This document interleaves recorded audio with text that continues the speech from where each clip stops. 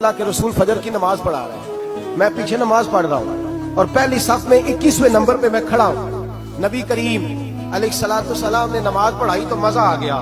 نماز کے بعد حضور نے غلاموں کی طرف رخ پھیرا، ایک کھجوروں کا ٹوکرا آیا، اللہ کے رسول کھجوریں نکال نکال کے تقسیم کرنے لگے۔ 20 صحابہ کو دی تو 21واں نمبر میرا بھی آیا۔ حضرت علی کہتے ہیں میں خواب دیکھ رہا ہوں، خواب میری وچ ماہی آیا تے میں گل وچ پا لئیاں باواں، ڈر دی ماری اکھ بھی نہ کھولا کتے پھر بھی چڑھ نہ جاواں۔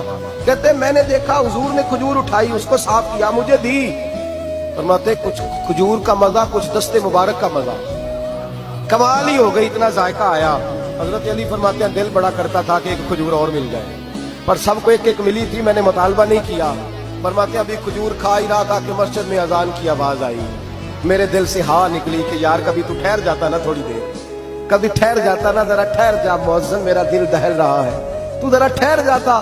کہتے ہیں اٹھا، وضو کیا، سنت پڑھی، بوجھل قدموں سے مسجد گیا، پہلی صف میں کونے میں بیٹھ گیا۔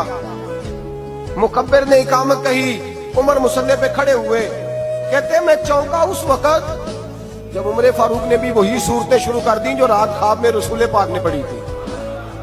میں بڑا حیران ہوا، نماز مکمل کر کے عمر نے اسی طرح دیوار سے ٹیک لگا کے صحابہ کی طرف منہ کر کے بیٹھے جیسے نبی پاک بیٹھے تھے۔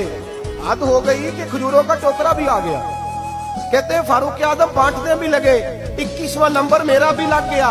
عمر نے کھجور دی تو ذائقہ بھی بڑا ہی آیا۔ حضرت علی شیر خدا فرماتے حضور سے تو ادب کی وجہ سے مانگ نہیں سکا تھا، عمر اپنا یار تھا۔ ایک کھجور کھائی تو میں نے کہا عمر یار ایک اور دے دے، تو کہتے ہیں فاروق اعظم نے ٹوکری میں ہاتھ رکھا، کھجور صاف کی، میں سمجھا ملنے لگی ہے۔ عمر نے صاف کر کے اٹھا کے دوسرے صحابی کو دے کے کہنے لگی علی چپ کر یار، اگر رات کو نبی پاک سے دوسری مانگتا تو میں بھی سویرے تجھے دوسری دے دیں۔